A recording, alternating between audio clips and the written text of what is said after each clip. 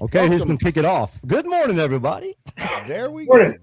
Good morning. Good morning.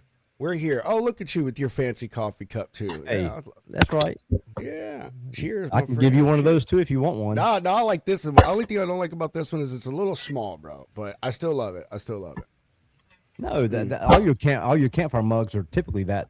Well, I'm not in a fucking campfire, am I? I'm in my office, and I need 24 ounces of coffee at a time. Well, you know what? The more you put in it, the colder it's gonna get quicker. Yeah, dummy. that's true. Yeah. Okay, maybe. All right. Let's go. Let's go ahead and get to the show. It's going to be a wild ride as always. Go fill your cups up, ladies and gentlemen. We'll be right back after these intros.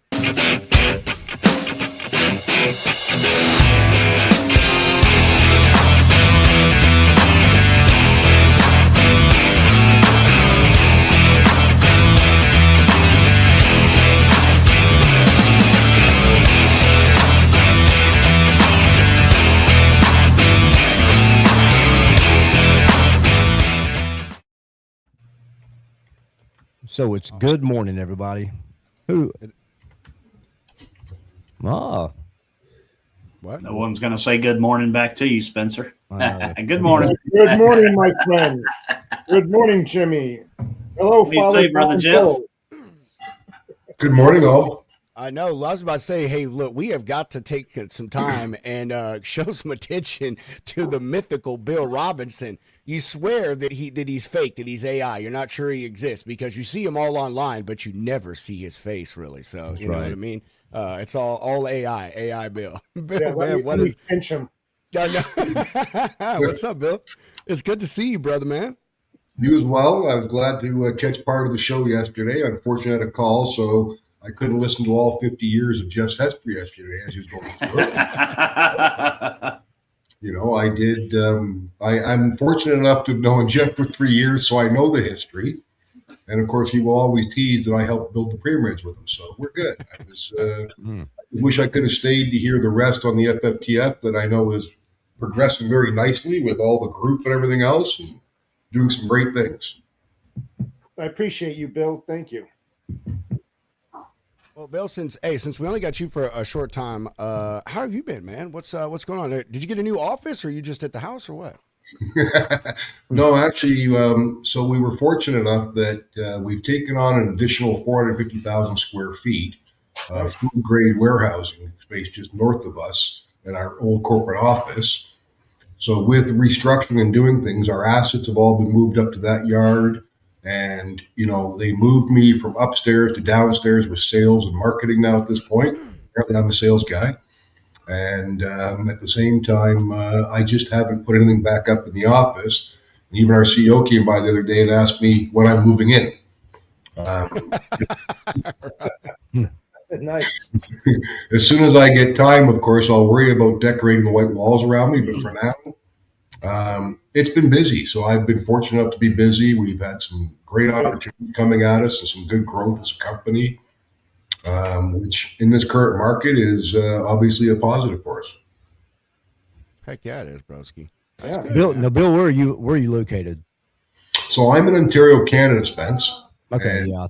When you look at it, I'm probably, if there's no traffic, which never happens in our city, I can get to Toronto in just about 55 minutes, under an hour. Yeah, I spent a lot of time in Windsor in my previous life, but so if you look at it from Windsor, we're about probably about just over an hour and a half from Windsor coming in towards us towards GTA. Are you right off the 401? Yes, in this case, we're right off the 401. When you come into Guelph, there's two interchanges. We're on the 6 South 6 Rock Road one. Yep. So we have a corporate office here. We have a warehouse just north of us on the same road. And then we have a warehouse in Cambridge and one in Brantford. So we have about 650,000 square feet total now. Nice. Wow. Yeah, when I started my trucking company back in 1996, it was started as a medical courier company. And then around 2000, started kind of migrating into the over-the-road expedites. And my first customer, the first expedite we ever pulled was for TST Expedite up in Canada. Oh, that does go back, because now TST, of course, is part of the the TFI International Group or Transforce International. Yeah. And they're our largest carrier in Canada, but they've also, I think they've moved up into the top 5, even in the U.S. now, with acquisitions they've done down there with Conway and some of the XPO acquisitions. Yeah, that's back in the days when actually that's when Stu Sutton was still there. Now he's gone on to start Expedite TMS software.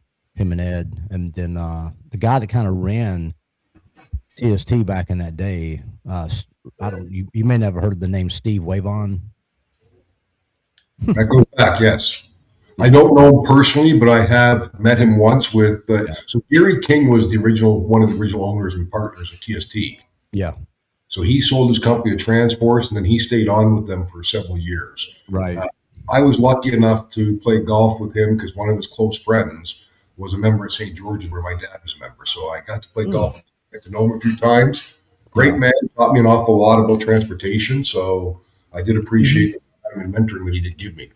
Yeah, it was a good company. I mean, we were doing like a weekly run out of Statesville, North Carolina with Asmo going to Coldwater, Michigan every Wednesday. It was hauling power window motors for Toyota. Oh, yeah.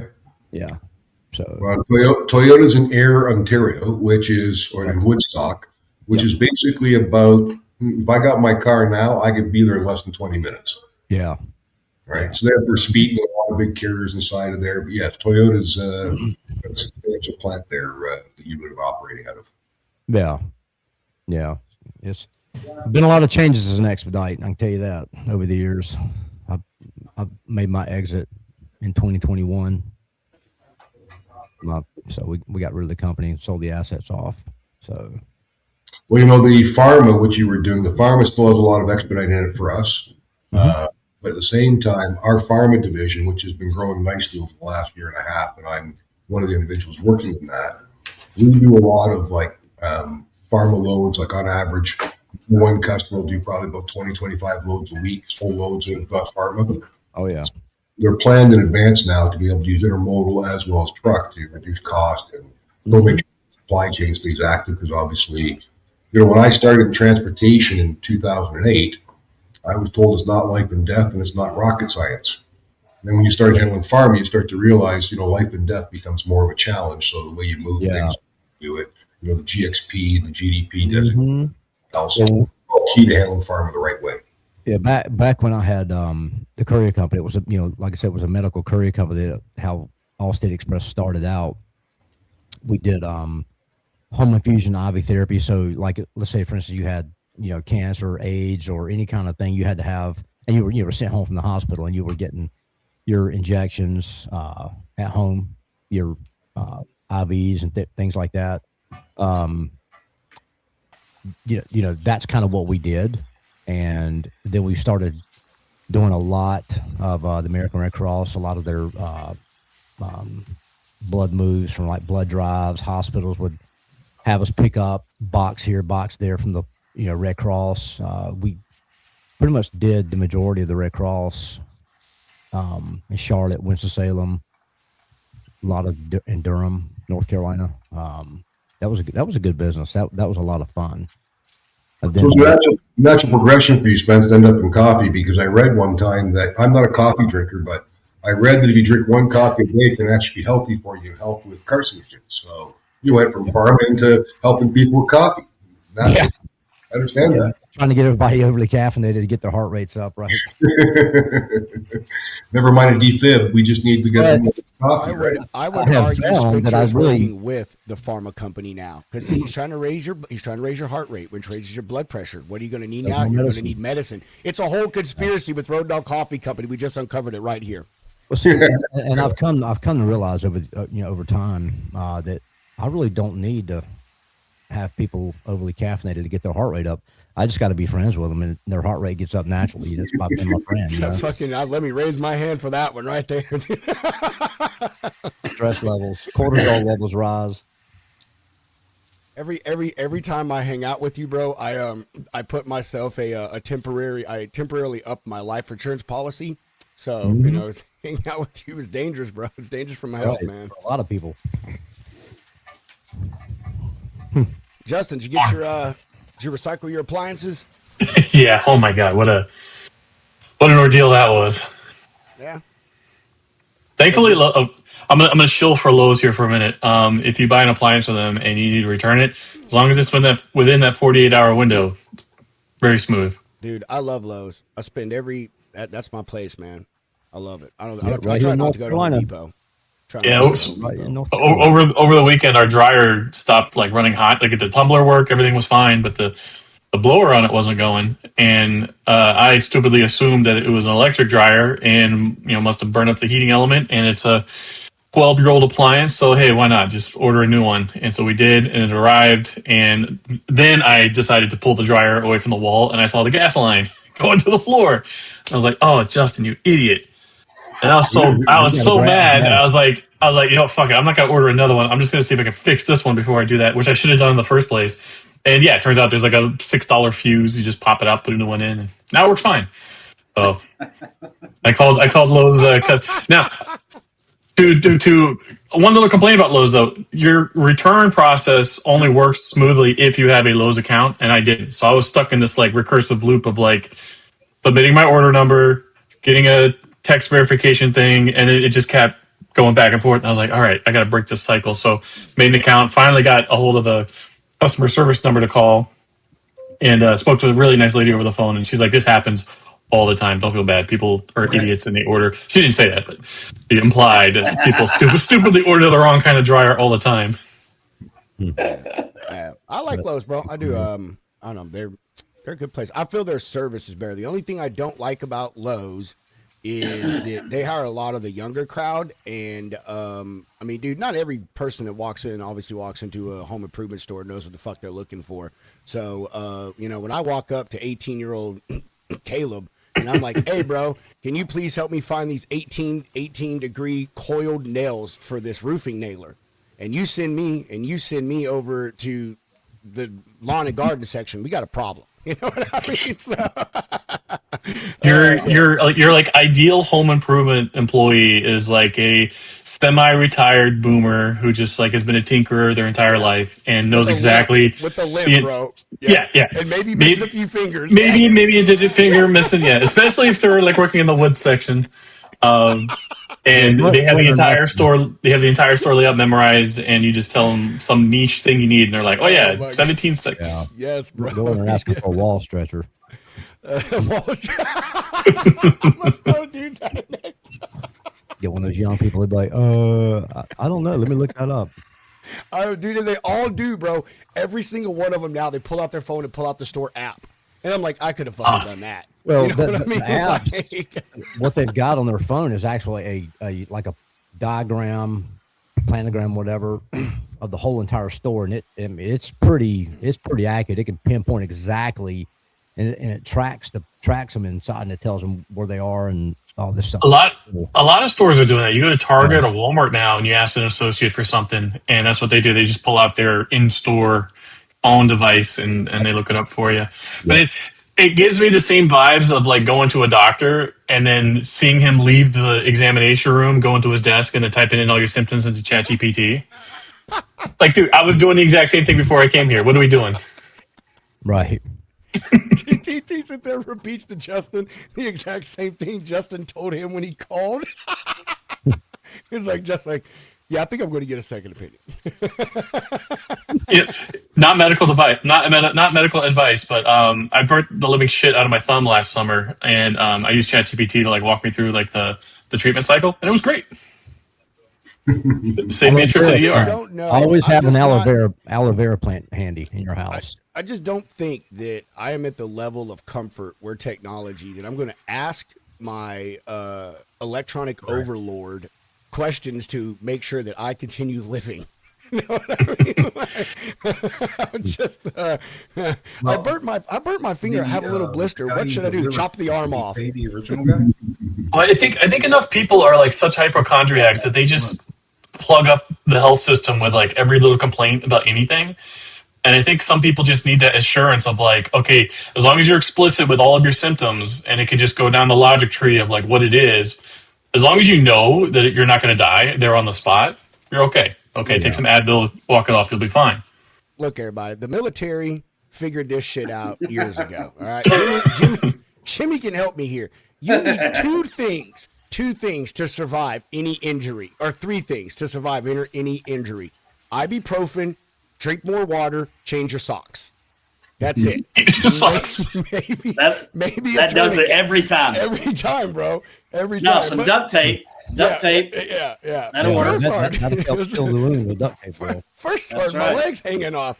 Drink That's a more nice water, little private. trick. Drink more water. What back color's your to urine? You know? That's the best question ever. I've been drinking a lot of water lately, and I'm like shooting clear right now. It's great. Dude, I'm telling you, man. I'm serious. Like the military, for all its advancements, man, the shit that it does when it comes to medical stuff, it is mind-boggling, bro. It is mind-boggling. I'm telling you. And it put a Snoopy Band-Aid on it and send him back out there. You know, Send him on his way.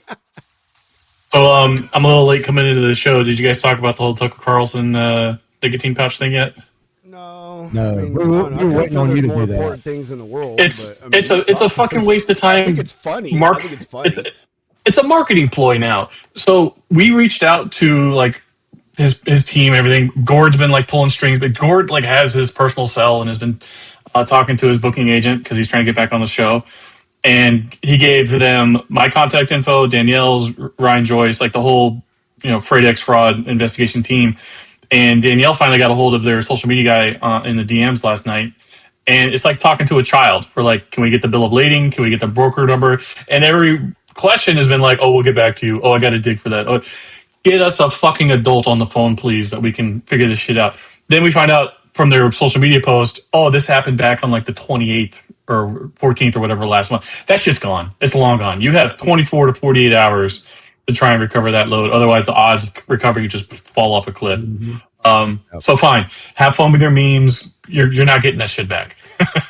Dude, that stuff, I can tell you right now, man. That stuff is going to pop up in the market in a few weeks, and they probably already called a sticker company to get the new labels printed. You know what I mean? Like, I did.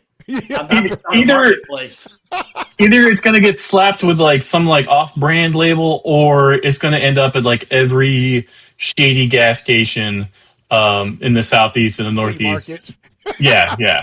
Pallets of nicotine patches at I'm the gonna- flea market. It's not a gas station. It's like a real crummy convenience store. It's literally called The Corner Store down the street from my house. I'm going to keep an eye out there because they always have like the sketchy, like weird, like off-brand label flavored zins. They were selling Gucci purses last week, hanging off the same rack that the sun hats hang on.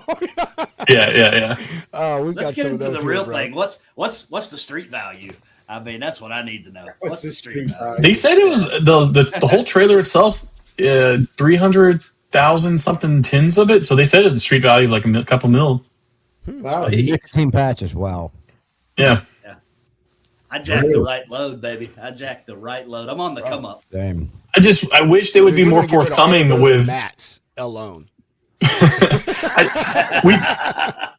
we just wish they'd be more forthcoming with like who's the broker, what is the carrier that they booked, and then let us actually like dig into this and see what happened. If they were honest and said, hey, the police are already investigating this stuff, it's been going on for weeks, okay, fine, we'll be hands off, you guys have fun with it. But they just keep teasing along with this. It's like you're wasting everybody's time. So I Here's can the see real Jimmy question. at Matt's. Jimmy at Matt's, so he'll dye his beard black, put a turban on his head, and start selling nicotine patches out of his booth. There you go. Right there with Freight Ninja. I'll be right there slinging. Figure out what. Here's the Sorry, real Jimmy, go ahead. question, Justin. If they don't want to tell you the information, does it have that feeling of insider work? Is this an insurance claim so they can get some money out of the deal? No, I'm sure they've already filed an insurance claim and they're getting that bag. The problem is that the person communicating all this info is just like their social media person. They don't work in their shipping department, whatever. So that's my take on it.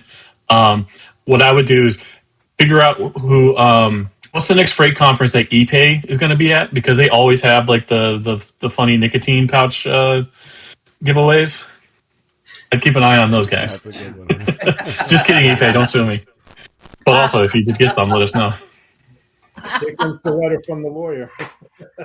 Oh boy, that's right, Jeff. Here comes the letter from the lawyer. I'll frame it. I'll frame it.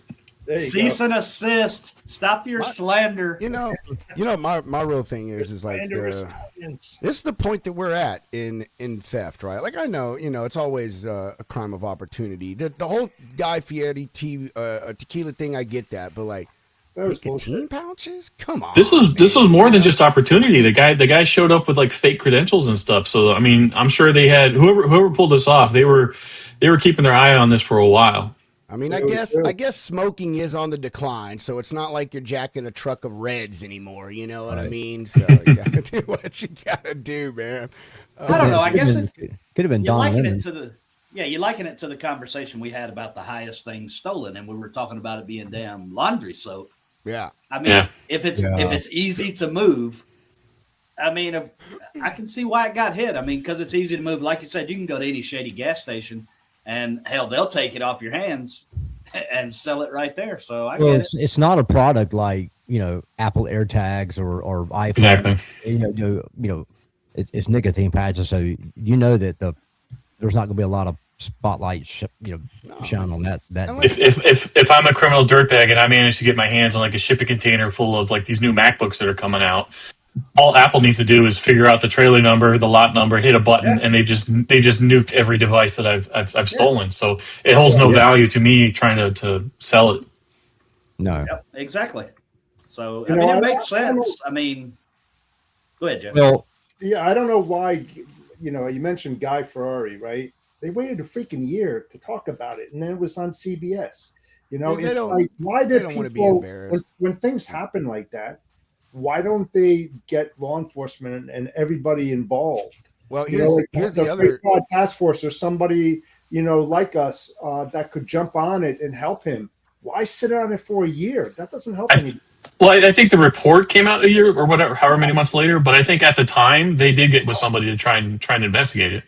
Yeah, because it's irrelevant a year later. I mean, why even Mhm. put it out there? I mean, it's irrelevant. Well, if they got with somebody, when it happened, and they got the same runaround that a lot of us brokers get, I can see why it didn't come out for so long. Because let's be honest, I mean, freight fraud fighters have been around for a while, but it's really just now gaining traction with the Jeffs and the Justins, and the Johns of the world. But I mean, hell, I've dealt with it in my career, and you call the PD, and they're like, "Oh, it's not my issue." They say call this PD. Okay, oh, it's not our issue. I mean, if you get that runaround, it's kind of like, I get it. Well, I that was also- why they were trying to pass CORCA, the Combating Organized Retail Crime Act. That was supposed to be a task force to actually take care of this at the federal level. Because as any of us knows, you contact the FBI and you tell them, "Hey, I got Yeah. a $3 million shipment stolen," and they're like, "Well, was the guy hauling a bomb or is he a serial killer?" No, okay, like, this is something significant. yeah. But yeah, Also think That's this. gonna be a local. Bugatti, law enforcement's all over that, right? Someone steals somebody's car, they're all over there trying to find where that is. If it's a trailer load of like tough books, Panasonic tough books, over $1 million, it's just like not my problem. Yeah. man. Yeah, not my Yeah. problem. I think also the like money in about my what is missing. They're gonna what be Dell is- what Dell has been bringing up a point that we all talked about a long time ago when it comes to the whole fraud thing is that none of these people want to share any information because they're all afraid someone's going to use it to hurt them, and they think that it's proprietary and blah blah blah blah blah. On the root of stuff, I mean that they share, and I would even say law enforcement across the crime spectrum. You can name any crime, and you can go on the FBI database, and there's a little asterisk that says, these are just estimates. A vast majority of these crimes are not reported. So a big part of these things aren't even reported to law enforcement agency. And the only reason these things are getting any kind of traction is because these people are celebrities, which is honestly kind of sad because let's be honest. I mean, how many truckloads of maybe plasma were probably stolen this month that were going to save people's lives, but that isn't in the news, but I think the big part of this is that they just don't want to look bad or talk to people like Justin and Danielle and Dale and you, Jeff, who are complete outsiders. They have no reason to trust you, and in a world where all people want to do, a lot of people want to do is find a way to use some information to harm you or get a leg up or whatever. I think that's a big part of the issue. You know, they're just too afraid, and they don't want to be embarrassed. And until we figure that part out, which we never will, then it's just going to continue. And Dell Prax is pushing that so freaking hard right now. Yeah. So hard. That same thing. Everyone's complaining about the same problem. All of you are complaining about the same thing, but none of you are be like, oh, hey, let me just go knock on my neighbor's door and be like, hey, dude, this is what I've got. What do you got? Let's find a way to try to find a solution. No, because everyone's too worried about trying to capitalize on it monetarily. So that's a really good point you made about a lot of this stuff not being reported. Were any of you guys at TCA over the weekend?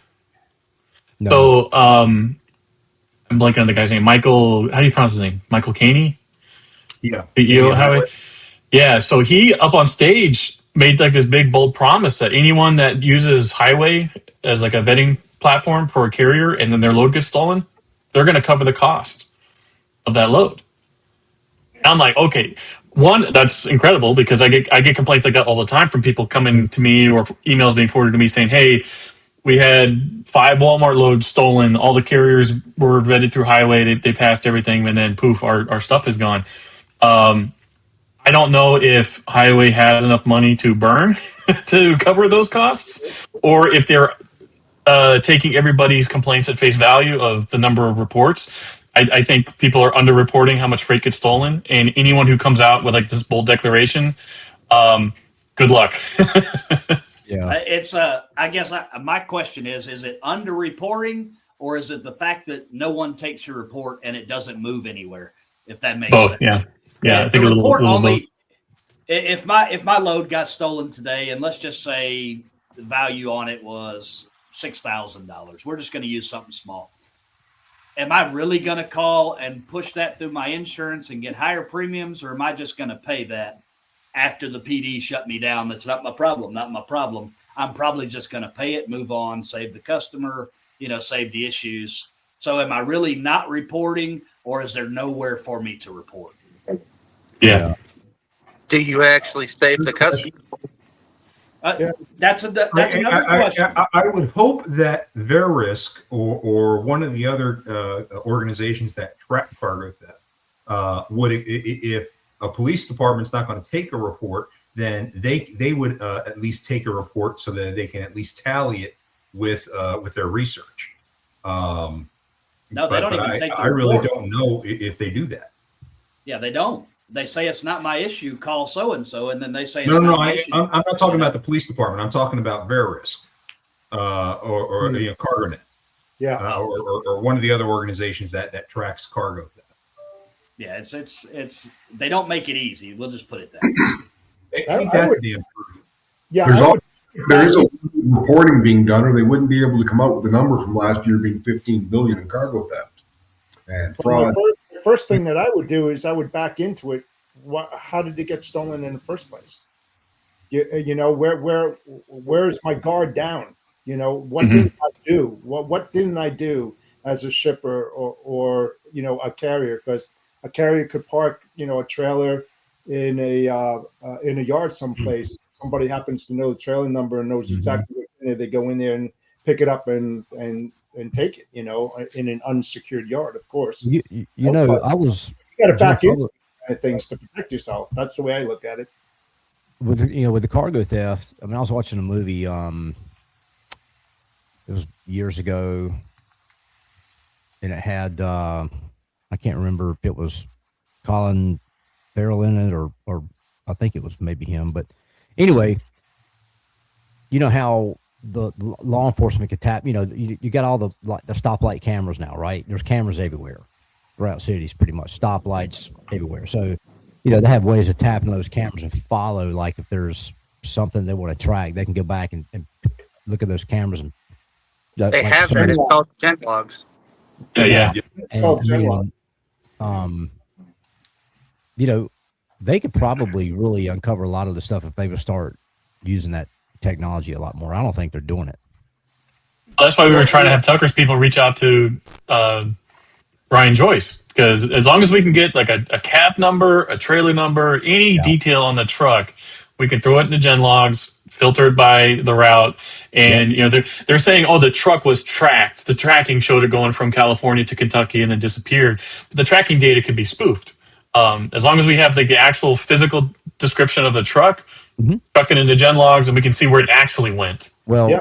I know that those cameras, when they photograph or film, they're actually recording your tag number. Yeah. Well, they're not. If it's They're not visible, yeah. just that. The cameras. If It's being The fed into cameras an on the AI, interstate. The cameras on the interstate have facial recognition software. Oh yeah, I know. Like that's So how they're starting they to catch all these kidnappers and things of that nature. Like if Yep. if they're Yep. on an interstate, those roadway signs you see that say, they say some message like put on your seatbelt, or smart people put on your seatbelt or whatever. They have facial recognition software inside of them. So Oh yeah. you're getting tracked everywhere you go now. If I may, if I Big could brother. interject, I always love to throw curveballs here.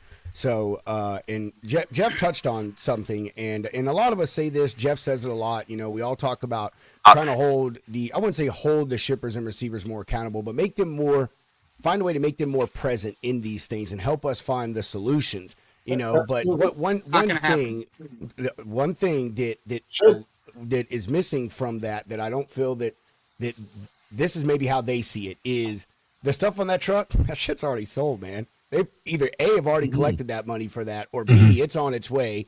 And then you go, how many layers of insurance are between them getting their money back and having a total loss? You've got the carrier, you've got the broker, you've probably got the receiver, maybe their buyer that has insurance for it. So, I'm a person that think about all things, and I try to look at things from all perspective, and like, why isn't something working?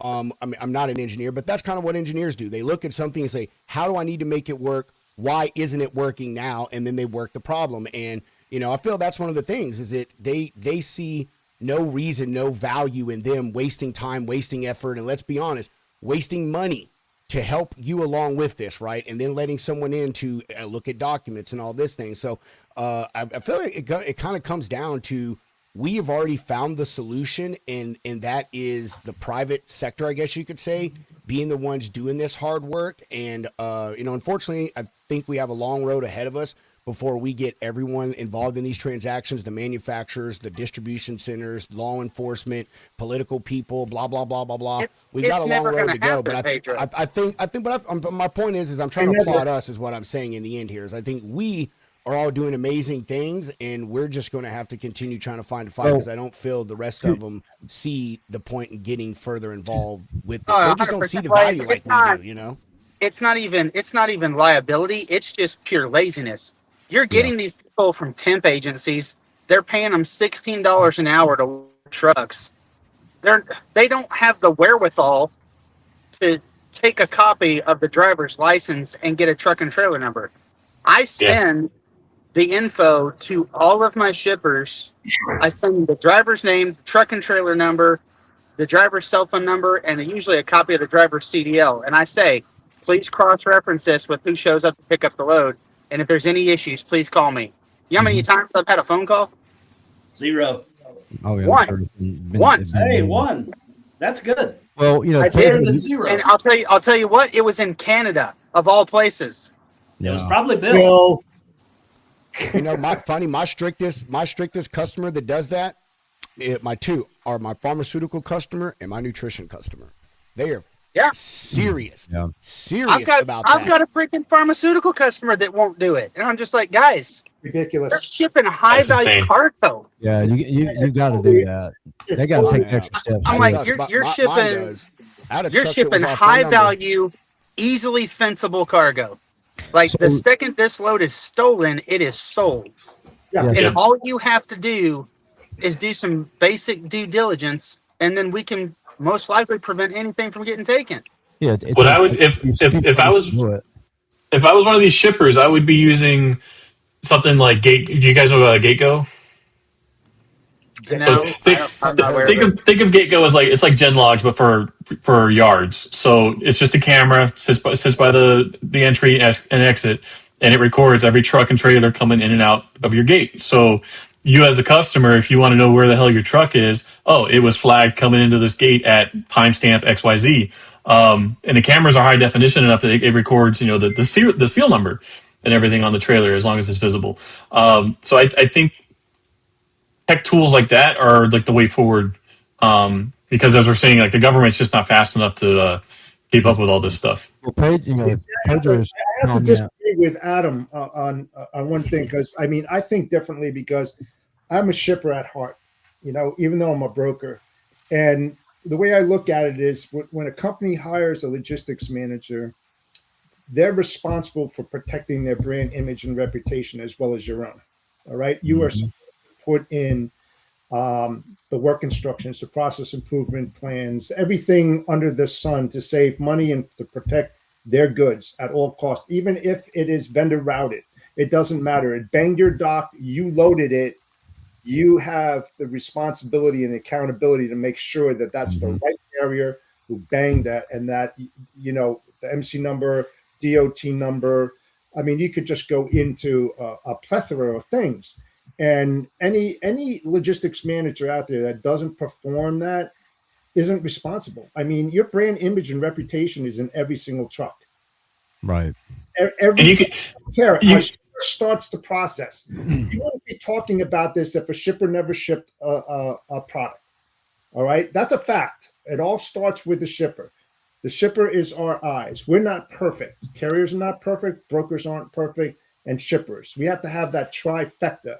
Well, as I call it. Everybody has to check everybody else out.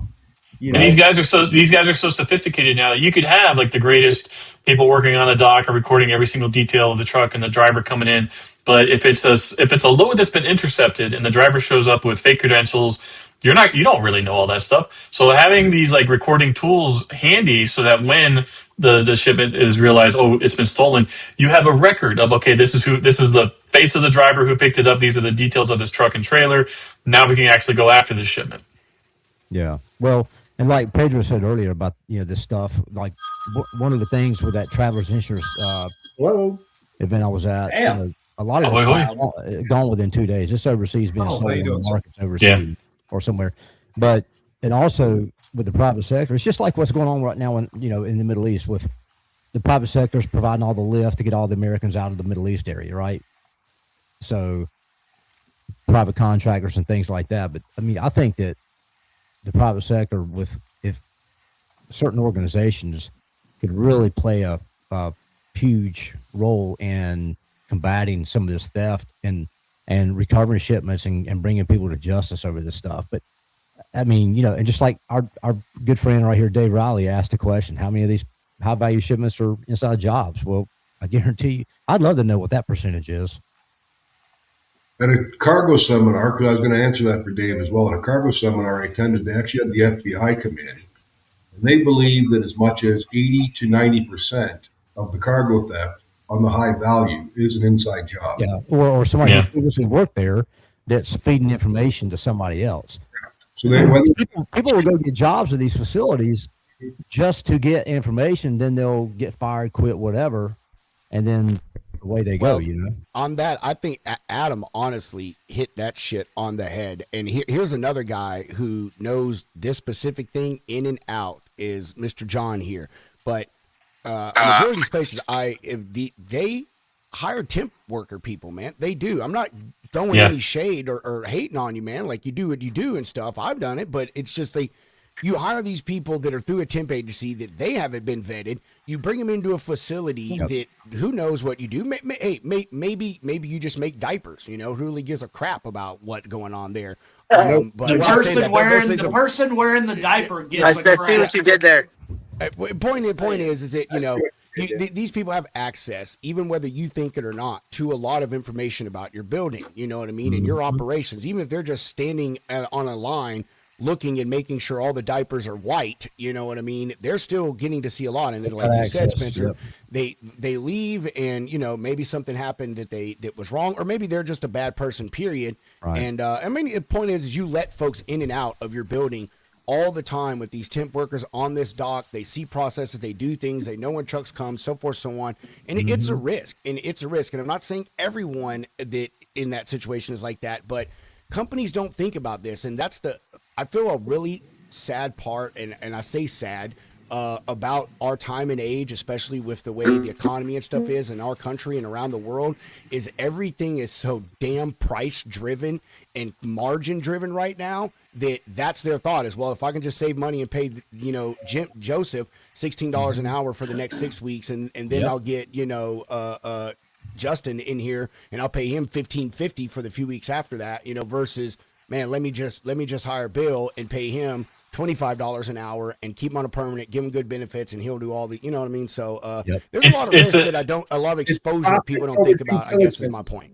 It's a very simple equation. If I am working at this place as like a temp worker and I'm making 15 an hour, I know how much I'm being paid to be there. And if I see an opportunity where I can make a couple grand or however much they're paying me for some inside info, of course I'm gonna give it out. I have zero loyalty to this company. They're not gonna have my back on anything. Why wouldn't I? Mm-hmm. Hey, it's just because there's no risk of me being caught either. Right. Well, here's something for you. So years ago we had a driver, and this is we all know this goes on, but we had a driver. He was relatively new to Allstate Express. He was in a tractor. He was not loaded, thank God. But he got popped coming out of Houston, Texas, on the interstate. There was another checkpoint set up where he had like 4 illegals in his sleeper berth that some coyote or whoever came up to him in a truck stop and said, "Hey, we're going to give you $5,000. Just drive these people 30 miles up the road and stop here at this rest area. And all you got to do is let them out, and you're going to make $5,000 to do this." Yeah. He got popped. Everything got confiscated. Thank God we got our truck and trailer back. But it's just, I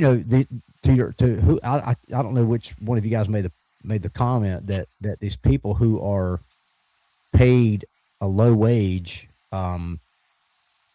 if somebody comes to them and gets to them and convinces them, say, "Hey, I'm going to give you X for information on X," I mean, a lot of times they're going to do it if they don't. You as a driver right now, if you're parking at a truck stop in Laredo, chances are not zero that some guy in a van is going to come up to you and say, "Hey, can you, put a couple people in your truck? We'll pay you cash." This shit happens all the time. I know. Yeah, and to go back on the low wages, and this is not a knock on temp workers again, but a lot of the times, who are your temp workers?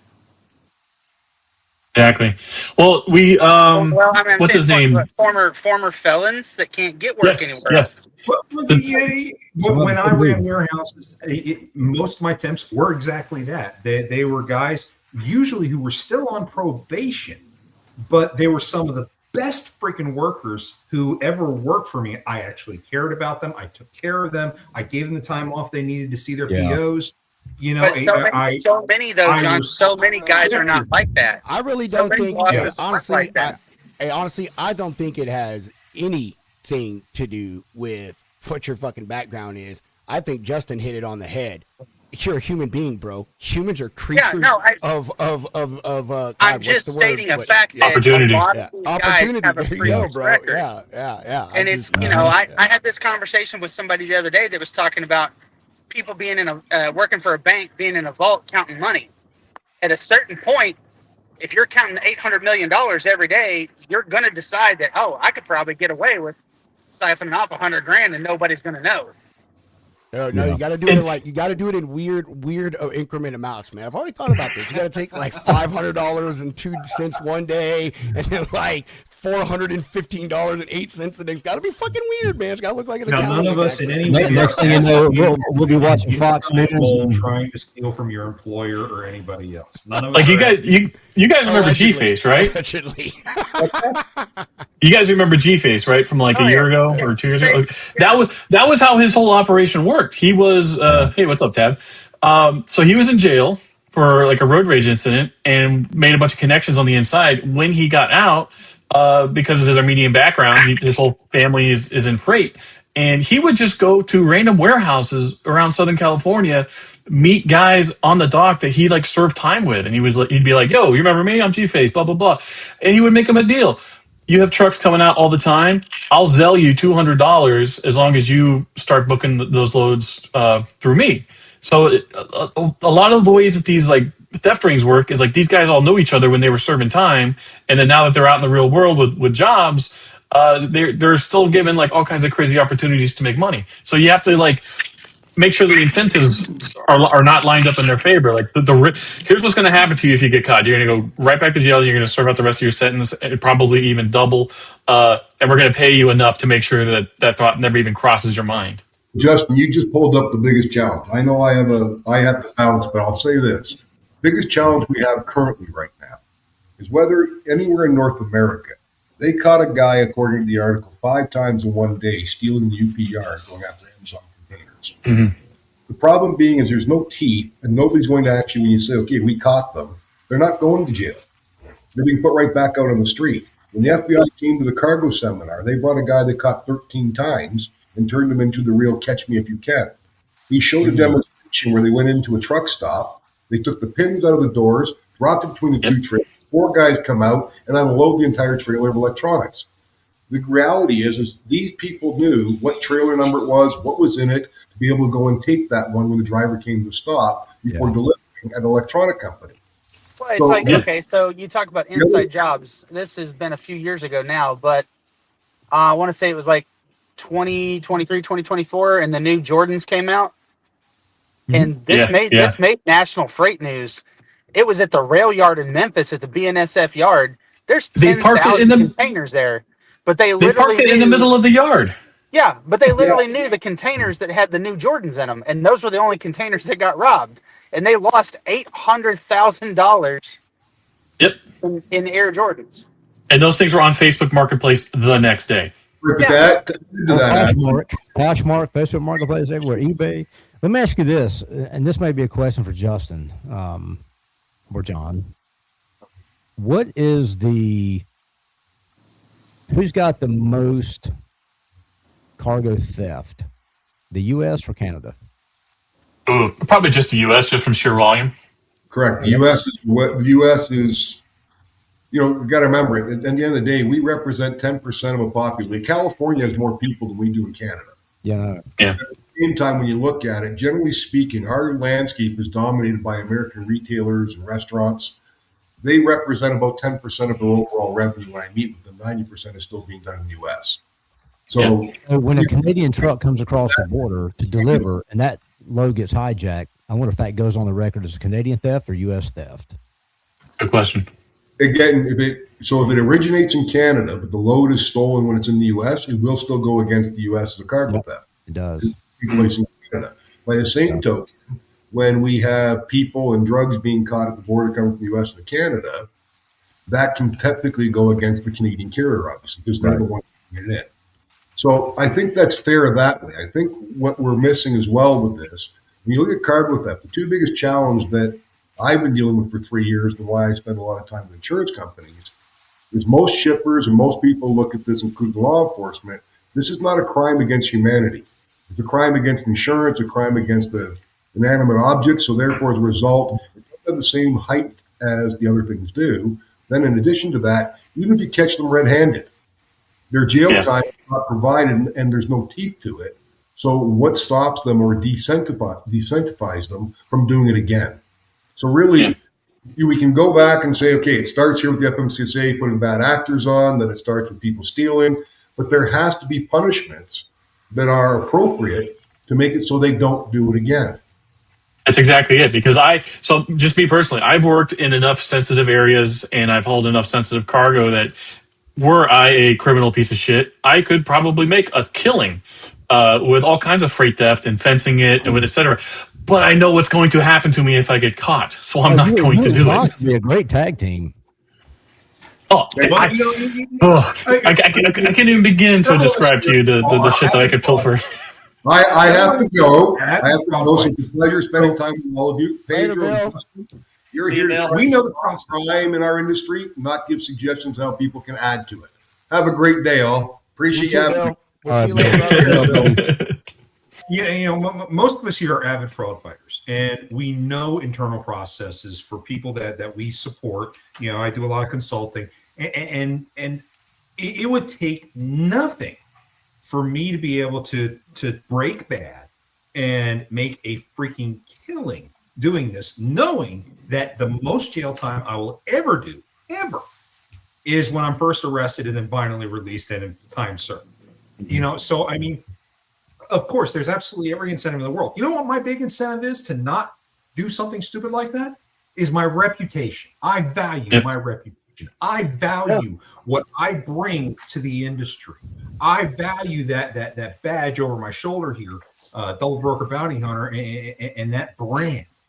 That's why I don't take bribes. That's why I don't deal with stuff. And boy, I've been approached.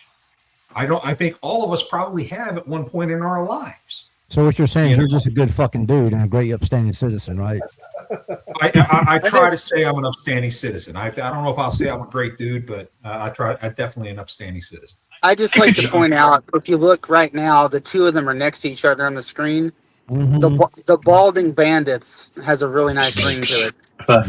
I could show up to any random warehouse in the country with a high vis vest and a clipboard and just walk around unnoticed anywhere. I'm invisible. Sorry, I killed the conversation. Go on, John. What was it in Tell me more. Home Alone Part 2? They were the Sticky Bandits. Yeah. The wet bandits. The wet bandits. Yeah, you got the Balding Bandits here. Call ourselves the Wet Bandits. We're gonna. I would love to. This would be like a really fun. The Wet Bandits. I'm not kidding. I need your guys' help on like brainstorming this. How would I set up some kind of like consulting firm where I purposefully like break into? Sorry, my bad. I don't have any coffee to forgive myself. Okay. How would I have a company hire me to like break into their facility and just talk Sylvester Stallone movie? Hold on, Justin, because that's where I want to go with this. There's people that already do that. Do you remember the movie Sneakers with Robert Redford? Yes, I do. Dream job right there. Hire me and like a team to just go in, not break anything, but just show where your vulnerabilities are. We'll write up a nice, 10-page report. Actually talking, or is he miming? Sylvester Stallone movie. That do that. There's companies that do that. How to break out of jails. That's what I need to start up. Is like I do mock break-ins and stuff like that. There are a lot of them are ex-law enforcement, but yeah, that already exists. There's people that are doing that. It'd be like I'll go to Penske. At least like undercover boss though, Justin. I'll lease a truck from Penske. Bullshit my way through the security check-in. I can't hear a word Justin's saying. Am I? I think you have You your. won't stop talking. Yeah, it was muted probably. But I think that's a great business. Just show up and say, "Hey, I've just now stolen." I literally cannot hear a word load. he's saying, guys. Like, I'm not even kidding. Justin, if I get a consulting job for that, I will make sure that I sub you in on that. Okay. Yeah, I talked with so Rob Carpenter months ago told me that there was a company that wanted to hire drivers as like quote unquote new driver trainees to come in. It was paying like $200 an hour to audit their new driver training programs. Like I would do that in a heartbeat. I just want to see the disguises that Justin's gonna fucking come up with. Oh yeah. No disguise. This is my disguise. We know November 15th through. No way you could get away with it as J-Mart, bro. You've got He too put a wig memorable on? of a fucking face. No one would ever. No one. No, Yeah, give me an alias or something. Look, Justin, it would I'm be Clark. so much funner. I'm Clark Kent. I take my glasses off. Boom. I'm a different person You now. could have so much fun with it, dude. You could like one day you could come in with like a green, mohawk type wig at one, dude. Like you have so much fun with this, bro. Go to one dressed as Santa, but like you're in a red and white flannel shirt. You know what I mean? Like you do the whole. He put a long wig on him. He'd be cousin it. There you You go. know what, man? I got a wig. So I dress. I dress as Thor every year for Halloween, so I do have a nice like blonde wig. Here's something. I know you guys will remember this. I hadn't seen this in forever, but just reminds me. I don't know why it just popped in my head. Remember the freaking game called Wooly Willy? No. No. This right here. No. Mm-mm. Oh yeah. Yeah. Oh yeah. You know the magnet. You draw the hair and stuff, and you got hair on the top of the bad guy. I don't know why I just thought that was. I can't get rid of the beard. My wife has threatened me with divorce if I ever get rid of it, so it's stuck with me. This is my disguise. Dude, my wife and I were just talking about that the other day. That Justin, that would be a. I mean, there are people that do that. Your identifier. Mock break-ins, mock whatever. I don't know how often, people use companies like that to test their vulnerabilities. I don't know. but it would be kind of cool to have that on an ongoing. Well, as we're seeing in the news, they certainly need to. If Well, you yeah, could no. right One of the now, things I do in my consulting work, but I do it on paper. You know, I'll review procedures and whatnot, and I'm able to determine where the holes are based on their procedures. Well, you don't stop to look at this, you don't stop to look at that. You know, you don't make your customers do this, you don't make your customer do that, and that's a liability. You know, so I mean, I do stuff like that now. Even with my current consulting client, I do that. But I need a list of all of your clients. I need a list of all your clients so I can show up with a rented Penske truck and a leased trailer and just show like how vulnerable they really are. Let's Love put to his do that. auditing to test. I mean, that's why I started Shady Freight, my LLC. You know, I'm trying to get something rolling here with it. Shady Freight. Shady Yeah, I Freight. get something like that. You better believe, Justin. I'm gonna call you and bring you in on it. Absolutely, without a doubt. Yeah. My wife keeps asking me when I'm going to start making money on this stuff, and I'm like, that's a great question. Figuring it out. Well, I mean, you know, I've been doing the double broker bounty hunter thing now for 4 years, and I'm only just now actually starting to make money off it, to make a living off of it. So I mean, it took forever to develop it. You know, it's just a lot of people still don't know who the hell I am, which is fine. But no one looks for me or until they become a victim. No one looks for the kinds of services that we offer, the things that we do as a group, until they become a victim, because no one ever thinks about it. That's my biggest frustration with the current administration is everyone's trying to be like reactive to everything going on. And like, guys, there are steps you can take to be super proactive. It's not going to guarantee everything goes away overnight, but you're going to have a massive impact on freight fraud, freight theft, and everything else going forward. Definitely on the way. Yeah, it's a big problem. It's going to just continue to be a big problem until people really want to step up and stop the problem. You know, that's the problem. You know, Yeah. it's a problem. You know, Now they have a mindset. rather gonna just happen. pay it out and be done.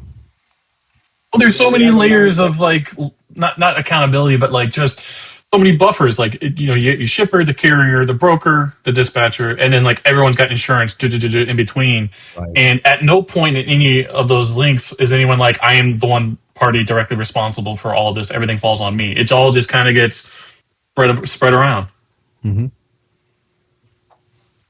well, Not and entirely ultimately, it all gets spread around, but it all comes back to the insurance. Let's get back to the basis. At some point, somebody's got to pay. But if I'm said insurance company, I pay out this claim, but I got 40,000 other customers who didn't make a claim. Do I really care to prevent what just happened because I'm just going to raise everybody's, everybody's a bill up a month, and I'm going to cover that cost next year, no problem. I mean, life is good. Why stop it if it's only costing me a minute amount? It is starting to bite them in the ass though, because a lot of these carriers they can't get like regular insurance, so they go through these like risk purchase groups or what's the other risk purchase carriers and stuff. And the ones in California, they're like going bankrupt left and right now. They're bleeding money. They didn't realize just how rampant this like level of fraud was out there. And so, by all means, insurance companies, if you're listening, get with us. We want to save you some money. What's the name of the company in Texas that does all the tracking, like high value cargo? They're like little round coins, and they just randomly throw them in a package or randomly throw them in to a skid somewhere. You don't know which one it is. There's several companies like Yeah, that. there's a lot. Texas, that's pretty big. They were one of the pioneers doing this stuff, but you know, I mean, Tracks it or trucks it.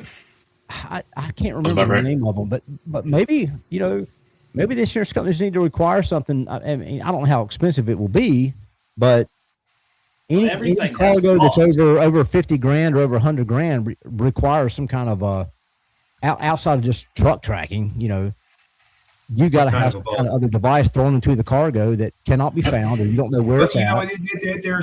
There is a problem with that. The more sophisticated guys, so like the Mexican cartels, stuff like that, when they take a stolen load to a transload site, they have electronic sniffers. Yeah, throughout the right. facility. So they leave the cargo on the dock, and then when the tracker gets pinged, their electronic find it. sniffers will triangulate and identify where the item is. They pull it off, they smash it, then they load the cargo back onto a truck and rotate it right. around to another site. It's called cargo laundering. Yeah. I mean, kind of like money laundering. Right. You know, but that's how they get away with it. So yes, the trackers help. They certainly add value, but it's only early on in the incident. What really drives me nuts is that somebody doesn't own up that there's a problem when the problem originally happens. I'm dealing with a case right now with another client of mine where they had a cargo that was stolen 3 months ago. It did not get reported until early this week. It's long gone. And it's like, okay, why didn't you guys say something 3 months ago when it was quote unquote delivered? Well, we didn't check it in. And I was like, well, then why is my client responsible then? I mean, from everything I know, I haven't been doing this long, only since 2013, so not quite as long as Jeff. But if I ship something from California all the way over here to the East Coast, it's not a 3-month transit. So what happened? It's a 3-day. Well, Jeff started his career back in biblical days. He was running logistics for fish and grapes and stuff. You know. Pontius Pilate was one of his clients. You know, I mean, I think too, brokers and shippers need to just realize, like, if you're shipping that kind of high value freight on a journey that long, you need to have certain levels of service for your carrier. So like when I was hauling military freight, all of our trailers had to have sensors on the doors, and it prevents people from not just breaking the seal, but removing the bolts. On the bolts had to be welded onto the door too. So if the doors from the trailer were removed, there was an Air Force base out of Chicago that would get an alert saying, boop, hey, this load's being open. And if you're hauling, if you're shipping, freight that really is that valuable, you need to have carriers that have that kind of equipment. Here's an idea. I just don't know if they're willing to pay for that kind of service. I think there's a market out there now where you for chase vehicles. I think for high value loads, I think there are freight brokers out there who really need to hire somebody who's going to follow the damn truck. Yeah, chase cars. Make sure the truck's actually on point and follows it right to its delivery. A lot of like a backhaul for an oversize. some DOD. Well, that if you're hauling currency from the Mint or certain DOD freight, that's required, right? So remember back in the day, apparently not. The one in Philly, the guy had $200,000 or $300,000 worth of nickels in his truck. So he parked the damn thing at a Walmart parking lot and then came back to go home to take a nap, and then came back and the whole fucking trailer was stolen. We're supposed to be doing it, but remember back in the day when everybody had Qualcomms. We had Qualcomms on our trucks. The white dome. Oh yeah. Now we never did pharmaceutical freight or anything, but remember, if you're hauling the currency, the DOD freight, specific DOD freight, or some pharma, you had to have panic buttons. And yeah, we had one in our truck. I remember a story. We had a guy actually came over from Landstar Express America, and he was an expediter in the straight truck, and he come over to us, and we were just talking, he and I, and he was saying that telling me of a story. They did a load from out of Kentucky from the Mint, or from Fort Knox, and there were 3 trucks backed up. It was Landstar and 2 other trucks. Maybe one was Panther. They all had to bump the dock simultaneously, and they were blind loaded, right? Nobody, there were all the skids matched, weight, everything, right? But nobody knew who had the actual. And they were given routes to take, and each truck had decoys, like chase cars. Now, the truck with the currency had a helicopter also flying with it. Now, it was out of sight kind of thing, but it was there. Because he said that they happened to have the currency on their truck, and he stopped. It was he and his wife, and they stopped at a truck stop, And when you haul that freight, somebody has to stay in that truck. If you stop to get fuel or go in the convenience store to get a pack of nabs or whatever, somebody better stay in that truck. You both cannot go in. But they did that. They both went inside. And all of a sudden when they came out, he said their truck was surrounded by freaking FBI, SWAT. I mean, it was just like, and then the helicopter coming overhead. It was like, holy shit, we're all in there, guns drawn. And, but with these panic buttons, with these high risk or high value cargo, go back to panic buttons. So if a driver's being hijacked or something happens, a robbery, you hit that damn panic button, and the cavalry comes quick, right? Oh, you hope. Well, I mean, You hope, but I mean, there's got to be more. There's got to be more emphasis put on this. That I mean, look what it's costing everybody in insurance premiums. It's costing drivers unnecessary money because a lot of carriers charge the drivers back their insurance premiums. They do. A portion of the cargo insurance, which is For owner bullshit. operators, In my they do. opinion, that's bullshit. Well, I'm saying our guys were all owner operators, but they released to us exclusively, right? But we didn't charge them back for our portion of our cargo insurance. That was on us to pay for. We didn't ding our guys for that because that's just bullshit. But I know some of our competitors out there did do that. Mhm. They charged, And it is legal to do that. yeah, it is. And I think it's wrong. It's bad business practice because I mean, my I God, agree. truckers aren't making enough money anyway, right? They're already pinching pennies. So why are you going to ding them for other BS? So you got to have work instructions. Like for instance, I moved $1 million loads, right? And in the transportation contract, you basically have to put in to the driver, did you take a leak? Did you go to the bathroom? Or both of your tanks completely filled? You're not going to stop within 250 miles. All right. Never send the truck on the same route. Geofencing. Tell them that, if it bings, the cops are coming. No two ways about it. Once I get that, and I was moving a lot, and they were laptops, and they were very, very expensive laptops. It went to the CIA, government, fire department, police department, Secret Service, these kind of things where Tough books. tough books. What year was this? Exactly what I moved. Very expensive, like $8,000. Some of them are anywhere between $4,000 to $8,000 a piece. And think how many of them you can put into a trailer, right? So I mean, I only talked to one person. I never told anybody else what was going on. I had direct contact. I said, "You're going down this route." Never. So the bad guys didn't know what was going. If they go down the same route, fenced in yard, all different kinds of stuff. I mean, my list. I'm only mentioning a few. Never got ripped off. Never ever. What year was this? What year was this? This is back Yeah. in 2011.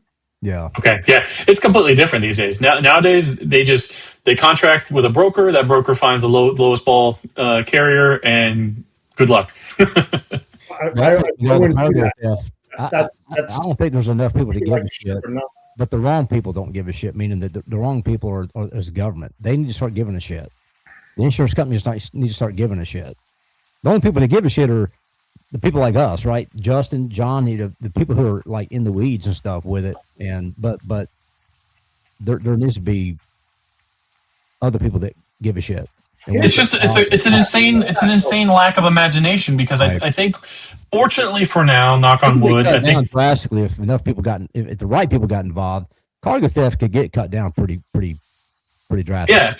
I think for now, at least like what we're seeing with like DoD freight and mail and whatnot, these guys, they're not trying to do anything malicious right now yet.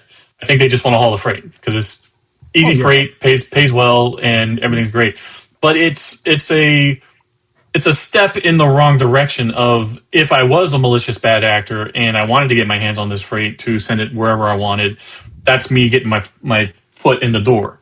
And it's like that foot should never have been able to cross that threshold in the first place. You got to slam it shut, nail his foot to the floor, and as an example to the next person who wants to try that next time.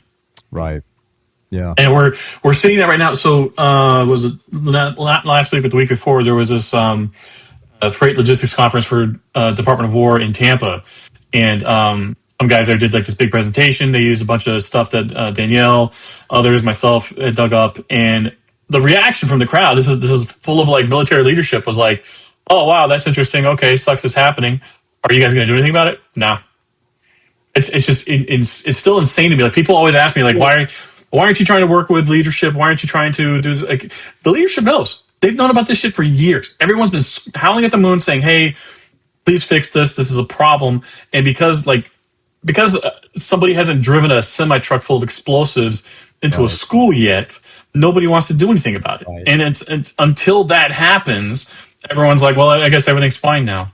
They'd rather be reactive than proactive. So Exactly. it's pretty, it's pathetic. I mean, like, so I was given the number from Travelers that it was last year when I was at that conference. I can't remember what the number was, but what is the overall number or ballpark of cargo theft in this Yeah. country annually? It's in the billions, I know. Tens of billions, yeah. Yeah. I mean, it's a pretty big number. You think about that. It's a big number. And also, Yeah. it trickles down all the way No, to the consumer. The end buyer. I know. I asked him to give you All that give money me that the 30 insurance minutes. companies Called him. I got to take move. out. So you're not muted. There you go. Well, Have a great day, guys. I got to go. okay, Thank you, but Jeff. See you. all the money that the insurance companies kick out and pay out, they're going to push all that right back down Yep. the line. So It's a type of inflation. All these like extra, Right. like, any money that shippers, carriers, brokers, etc. think that they're saving, you're not really.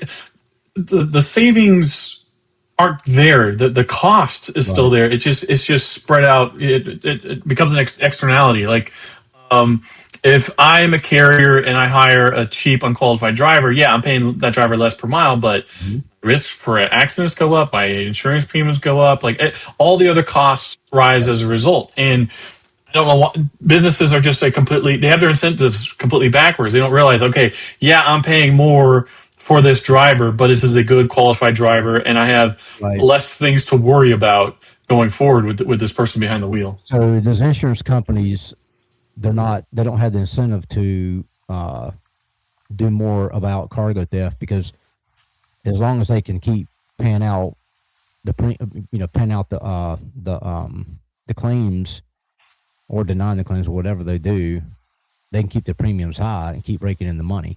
So it's There's a really simple tool or not tool, but like a simple process insurance companies that they can go through right now, where is find every single trucking company that you're covering and just verify whether they're lying to you about their truck fleet, because I guarantee you a lot of them are.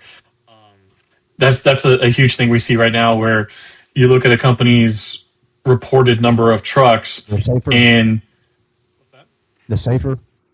yeah. So I've been chatting with this guy all week, where he has this carrier that he's been looking at, and it's like every 3-4 weeks they update their MCS 150, and their fleet count goes from like 30 trucks to 150 trucks, 870 trucks. They're jumping around. Once they're paying their taxes and stuff like that. I mean, they're renew. I don't know how they could fraudulently. I think they're doing it because a lot of brokers and shippers won't work at a carrier unless they have a certain number of trucks.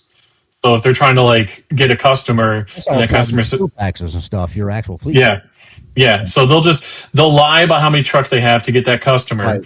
and then any loads that they're given, if they don't have a truck to cover it, they'll just get somebody else in their network to do it. Right. Yeah. No. And no, I get it. you could slam that shut instantly by just saying, okay, what's the MC number of that carrier? Okay, type it into Gen Logs. This is exactly how many trucks they have. Yeah. Yeah. I think the insurance companies right now are like the biggest, as far as like on the private sector solutions. I think the insurance companies are probably our best bet for fixing a lot of this shit happening right now. I hate saying it over and over again, but the only time I've ever seen a chameleon carrier network actually get stopped is when their insurance gets canceled and nobody wants to book freight with them. True.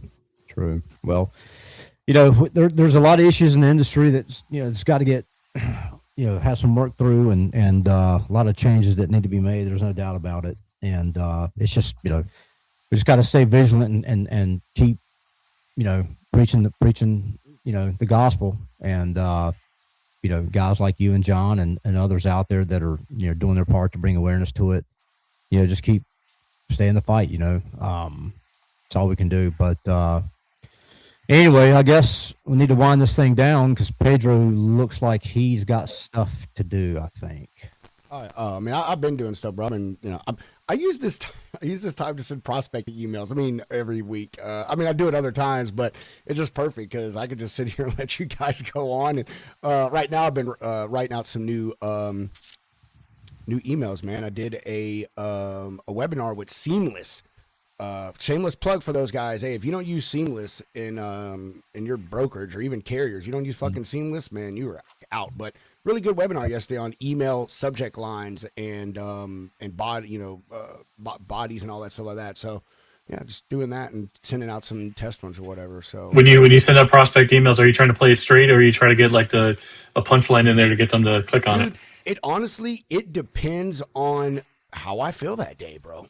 Here is my biggest downfall as a salesperson. I will tell you, I'm the worst salesperson ever. I feel sorry for my boss in that sense because like I'm just not a good salesperson, but I'm a good fucking talker.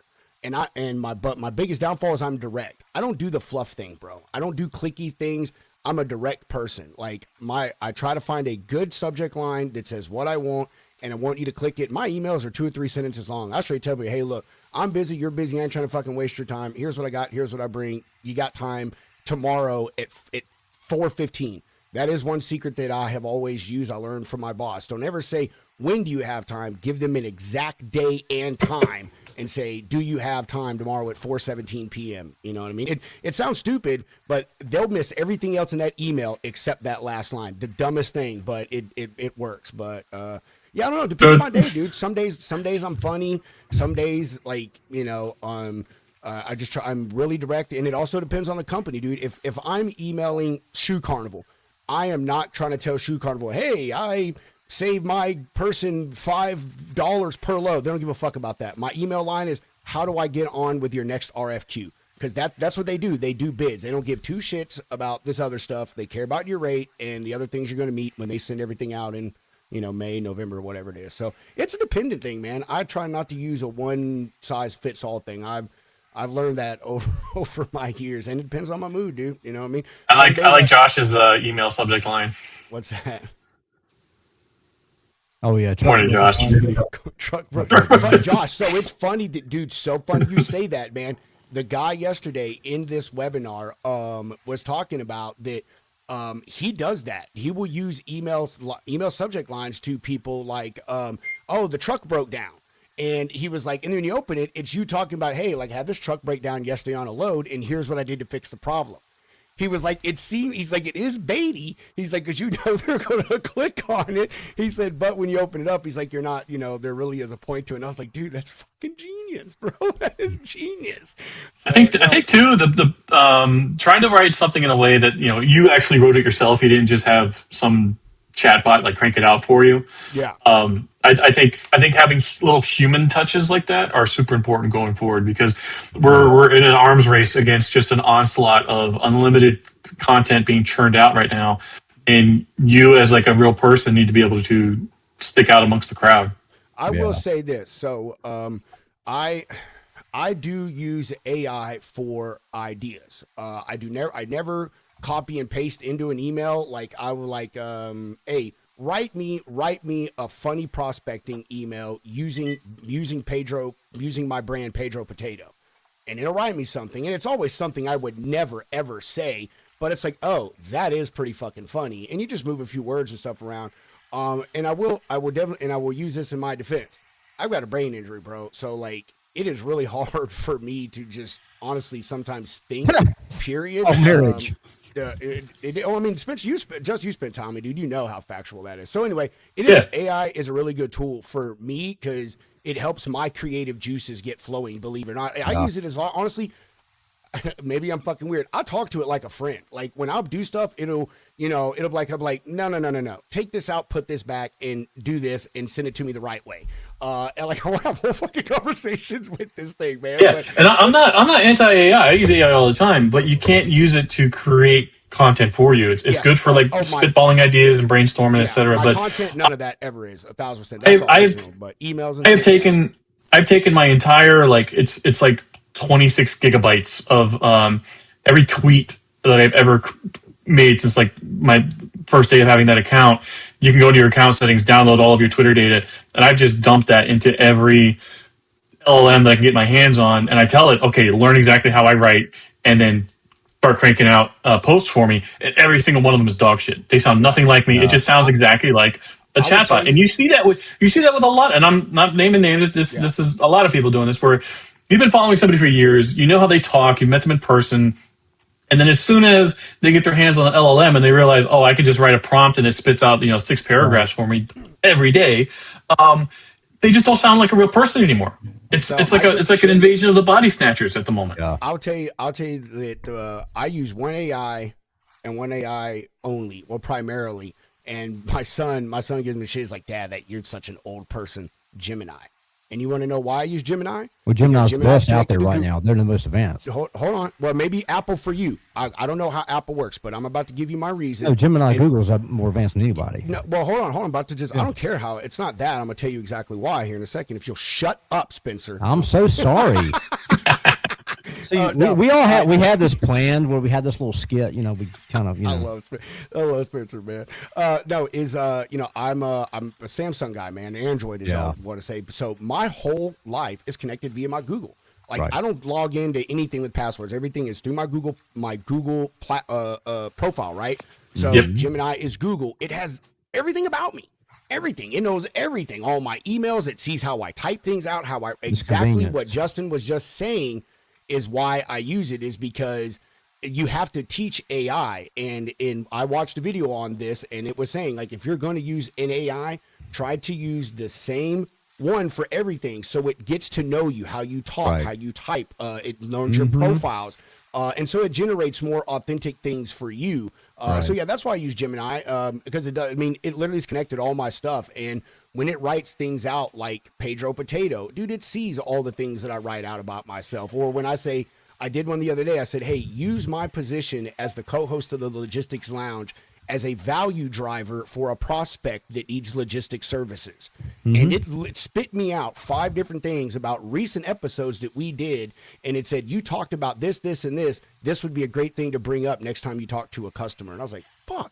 I mean, you gotta think, how can I pick that one moment out of 4 hours of show, and this thing did it in 45 seconds and picked out one specific moment on my channel and said, I would talk about this if I were you. This is a trending topic in logistics. That's crazy. I guess it's because I don't write a lot of long form content. But even Gemini, when I give it all of my Twitter data, it still just cranks out just like boring AI slop. Now, Gemini is the greatest of all time, the absolute GOAT for image generation right now. I can't even begin to love it. describe You're you. right. It is. It's so good. I can copy and paste a photo into it and say, change the outfit this person is wearing to X, Y, and Z, and it's perfect. It's perfect every single time. The Duolingo tweet that I just did today, I just went on Google, searched Duolingo mascot. It pulled up this photo of some guy wearing the mascot bird in Times Square. So I pasted that into Gemini and I said, change the background of this image to a trucking school set in a parking lot with cones and trucks in the background, and give the guy a high-vis vest and a clipboard, and it nailed it. Just perfect. Copy and paste. I like it. I like Gemini. You should I ask used him to do a mascot for Pedro. He need, like Mr. Potato It already Head. did. You want to He see looks it? like him. Oh no, Yeah, I'd I love already to got see it, it. bro. Well, see, that's where it gets tricky. Trying to have it generate It's a stuff. mascot for you to make T-shirts with that stuff, dude. Yeah, having it create something whole cloth out of nothing just from a prompt is tricky because it still has like that tint of like AI thing. That's But how I did this one. taking something that already exists and dumping it in and telling it alter this to do whatever you want, it gets that perfect. Oh yeah. Yeah. That's what I feel on a T-shirt. That shit's Oh, I perfect, would isn't it, probably- J-Mark? I'd get a hat Perfect, for bro. that. I'd wear that. Perfect, dude. It's great.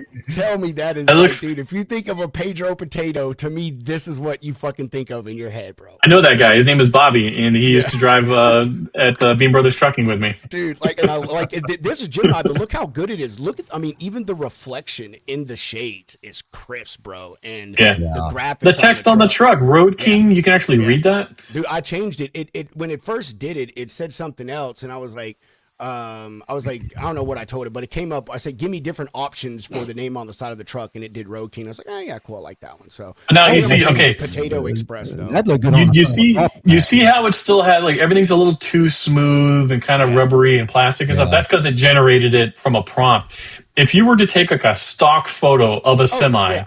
and then put like a clip art of a photo of a potato on it, and then copy paste that into Gemini and tell it what you wanted, the image it creates from that is going to look even better than, Dude, than the one you just showed. I only wanted the potato. Here's the funny part about this. Every time I gave it the prompt to make my potato character that I was looking for, it always put the background as like a fucking farm. And it was just this weird looking potato. So I said, change the background to a truck and give me a trucker-esque look to the Yeah, potato little scratch character. on And the that's what it potato. spit out, bro. Like, so like that's, when it did that, I was like, I'm gonna just leave it alone. I'm gonna But yeah, I'm gonna the go. whole cartoony look and everything. Like, I've since gotten better though. You can upload a bunch of images and say I need, tell I want it to this type of texture, blah blah blah blah blah. It's fun. I Yeah. like Gemini. It's the best thing. Anyway, Justin, final comments since you're about to talk. Say what you're going to say, and then close it down with your final comments. I was just saying I'm going into Canva right now, and I'm gonna make this for you just to showcase how easy it is. There's an Adobe. I won't do it on the like show here. Canva. I'll send it to you later. Adobe's is trash too. Theirs is like absolute crap. I've Justin, tried send it to many me too on times. my email. I want to see it. Yeah, I'll see. Yeah, 'Cause I've got Canva. I want to know how to work that a little bit better in that and Gemini, like you're talking about. Dude, you know what you do with the there's even tricks. I'll tell you this after we get off. There's tricks. This is how I'm learning AI, and I will tell you, you literally ask AI to teach you how to work AI. I watched Yeah. a whole video on this. It's an elderly guy. He's in his like 60s, and he's teaching himself AI prompting, and he uses AI to teach him AI prompting. He's like, hey, I want to create an image like this. He's like, write me a prompt to create this. And then he does it, and then he learns the prompt, and then he tells it, tweak the prompt to do. It's fucking crazy, dude. It's so crazy how AI would teach you how to use itself. I mean, it's kind of weird. John, what you got for me, bro? Well, of course, it's Thursday, so TikTok Diner. We've got John Larenton, who's going to be on our show today. That is at noon Eastern, so be sure to check us out. That's on our YouTube and our the Freight Fraud Task Force's LinkedIn as well. So be sure to check that out. We're going to be talking a lot about warehousing and what warehouses can do to stop fraud. Love it. Super Trucker, we just made a videos about truckers versus deer. It's comedy. My 15 year into driving, I've only hit 2 deer. One slammed in the side of my trailer, bounced off, never to be seen again. But the other one, I was in Utah, and it was like a tiny little pissant deer. Brand new truck. We had that thing 3 weeks and just clobbered the ever living shit out of our next chrome bumper. We were Damn it. not too happy with that. Watch out for those damn things. They're a fucking menace. Oh They yeah. are, bro. I've can never hit be. a deer, but I've had like 2 or 3 deer hit me. Can you imagine people that hit mooses? Oh, Like I've seen the aftermath Alton. of that in Colorado. Yeah. I saw the aftermath of that. That's crazy, bro. devastating to a truck. It was a Kenworth they hit it too. A On the big way to elk Monte or something Vista. like that. I'll never forget it. Picking up, we were all going to pick up potatoes. It was like 10 of us, man, all going up there. And the guy in the lead, man, was just at dusk. And a big ass moose came around, kind of like, wow. Oh yeah. And fucked his truck. But again, things weigh what, 1,500 pounds? What you yeah. got for us, Spence? Just appreciate the love everybody's giving Road Dog Coffee and the orders, and everybody go to roaddogcoffee.com, and hopefully soon we'll get. I know we've been talking about getting a cigar website. We're waiting for the wonderful bureaucrats to make it happen. There was some hold up, but also the hat. Anybody who's like curious about that hat, it says Mud Flaps right there because everything we do is trucking centric, right? And we promote trucking and things that were nostalgic in trucking. That's a famous, image right there. The Mud Flap girl. I had a friend of mine's girlfriend was pulling in our complex here the other day, and she's like, "What is on your hat?" And I'm like, "You've never seen that image?" She goes, looked at it, and she goes, "Oh my God, yeah, I think I have seen that. Yeah, on the back of Mud Flaps, right?" So promote the hat. Hopefully they'll go online and we'll get some, people can buy them or something, Just promoting the brand, promoting trucking, everything that has to do with trucking, keeping it out there. And can you get that hat yet? I'm sorry. No, well, I mean, it's gonna go online though soon. Yeah, we can get it. You need to. I'm gonna make one before you and put it up there. No, you're not. I'm not. Justin, you just gotta leave it. I was like, totally Great. forgot that, So bro. I just did that like Awesome, dude. I just did that like 2 minutes in Canva. Now I have Gemini. Oh my god, See it? everybody can't see it. Oh my god, this is so funny. Oh, this is good. Text it This to me. is so good. Text it over to me. I want to see it. I'm gonna have Justin start doing stuff for me on Canva, you know, for like social media posts for Road wanna- Dog Coffee. Yeah, I want to see what you get it to look like. Oh, here, okay, you just sent it to me. I want to see Justin. Oh my god. Oh, I love the kicks though. The kicks are dope. Give me some nice. Yeah, ass, like- but see now they're getting the photo, the truck in the background. That's a real stock image. Oh yeah, let me just throw a. Just go ahead and share it. Yeah, sure. That's funny. That's Hold funny. on. I'm feeling Sure. left out here. He must have texted to me. Oh my god, that's funny. Well, what I've got to say while we wait for Justin to pull these up, well, I'll just talk while he's got them. While he's pulling them up, that's fucking. Show him the first one, bro. The first one's better. I honestly would totally use the first one, dude. Totally would use the first one. But yeah. So let me see what we got. Tomorrow. We holy crap! I am completely drawing a blank. Oh, Well, let me Logistics do Lounge. Chad Ainsworth with PMA Logistics coming on. If you Chad's have good been dude. watching this show since the beginning, you'll remember Chad because there used to be 3 people in the Logistics Lounge. A lot of folks don't know that.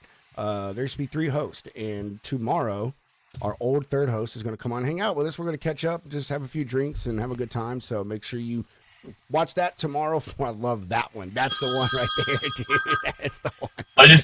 I cranked this out real quick in Canva, just using the elements here. I type in what I want, find some clip art, dump it in, just copy paste that into Gemini, and I said make this guy photorealistic, and then boom, nails it. That's funny right there. I like that. Anyway, 4 p.m. Central, 5 Eastern, and I think that's all I got, dude. I don't think there's anything else going on, right? Yeah, I just think check we're us good. out next Thursday morning at 9 o'clock Eastern time. Yeah. 9:05 really, but 9 yeah. o'clock. Well, no, it's 9-ish, bro. 9-ish. Could be 9:02, 9:05, 9 10. Yeah, Dude, it's we're 9-ish. gonna start fine tuning the Road Dog Coffee podcast and getting it a little more organized and get some good guests on here and stuff that we can just nail and hound and annihilate. I love all those choice words you just used there. Yeah. You never know what you're going to get when you come on the Road Dog Coffee podcast. Right. Just be prepared for I it. just watched Imaginary Football League's video here. They did the same mistake that a lot of AI prompts do, is because of the training data that these models are given. If you are very vague with the description of the truck, the first thing it's going to spit out is a European cab over. Oh, really? Yeah. I'm gonna go watch it. Oh, All right. yeah. So, hey, with that, I'm gonna just do the. Oh shit, I can't copy paste it. Fuck it, I'll find it soon. All right, All right. everybody, we appreciate it. Yeah. Go to roaddogcoffee.com. Buy some freaking coffee. Go to logisticsloungeshow.com. Buy some hats. Buy some shirts. Do all the follow stuff and all those things. Share, and we'll see everybody next Thursday. That's it. Bye bye.